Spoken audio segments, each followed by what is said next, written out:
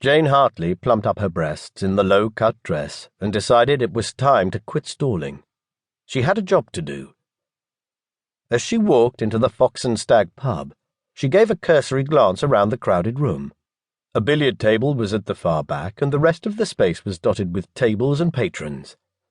Most of them were men, although there were a few other women here and there. Despite the heavy makeup, tight dress, wig, and heels, Jane wasn't there to pick up a man. According to one of her contacts in Manchester, some of the former Carlisle-based dragon hunters liked to have a few pints there on Fridays. She hoped to find out something useful, or she'd have to re-evaluate her strategy.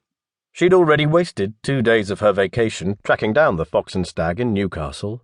The former hunters' hangout in Carlisle had been abandoned after their loss to the Stonefire dragons earlier in the year. Who knew how long they'd used Newcastle and its surroundings as their new base? If she couldn't find the hunters, she couldn't write the story that could change the course of her career. She wanted to be a true journalist. Working with the Stonefire dragon shifters had reignited her drive to find out the truth. If Jane could do it, not only would she have the story of the year, she could also help sway public opinion even more in favour of the dragon shifters. Reaching the bar, Jane slid into an empty seat and smiled at the bartender. It was time to get to work. Asking for a pint, Jane casually staked out the room from the corners of her eyes. The largest group of men was seated behind her and to the left. Inspecting her nails as she waited for her drink, she listened to the group. One of the men said, "Check out that beard. She's well fit. I'm going to chat her up." The man didn't speak with a Geordie accent, but rather a Scouse one, which meant he was from Liverpool. Since Liverpool didn't have a dragon hunter branch, the man could be from the Carlisle group. One of the trademarks of the Carlisle branch was that they recruited from all over Great Britain. She needed to talk with the men behind her and find out if her hunch was correct. Jane's lager arrived. Taking a sip, she waited to see if any of the men would approach her. She didn't have to wait long. "Hey, beautiful, did you fall from heaven?" Resisting the urge to roll her eyes, Jane forced herself to smile and change her voice into a flat American accent. "I guess that line works on either side of the pond." "You're American?" "Yes, I'm here on a little vacation." She leaned forward a fraction and the man's eyes darted to her cleavage. "It's been awesome so far. Everywhere I turn, the men have such sexy accents. I can never get enough." He met her eyes again and his smile grew wider.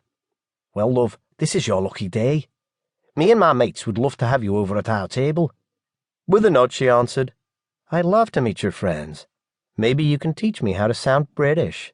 Then come with me. My name's Jason." Jane had long ago picked a fake name similar to her own. "I'm Jen." The stench of beer, cigarettes, and stale male sweat hit her as she stopped next to the long table with Jason. "Remember, these men can lead me to my next clue." Even as they leered at her breasts before looking back to her face, Jane never stopped smiling. "Hello." One of the men whistled.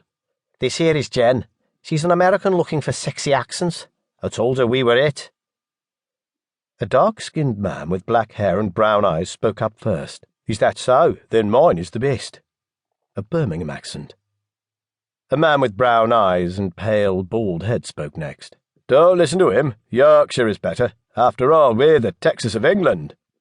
With 3 accents identified, Jane's gut said this group of blokes might be the right one. Keeping up her act as an American, she put her hands up and shrugged. "They all sound the same to me." The man at her side motioned to some of his friends. "Move your asses and let the lady sit down. I think it's time to teach her the difference between us and the criminals." Jane's mother was Australian, so she was familiar with how some Brits called Australians criminals. She couldn't defend her mother, though, so she bit the inside of her cheek to prevent her from saying something out of turn. Playing the part of a clueless American was going to take more concentration than she'd thought. Once Jane scooted into the booth and Jason slid in next to her, Jane was trapped between 2 possibly dangerous men. The reminder of exactly where she was and who these men could be calmed her mind. If she fucked up, more than her story would be on the line. Her life could be too. Jane upped her charm and went to work.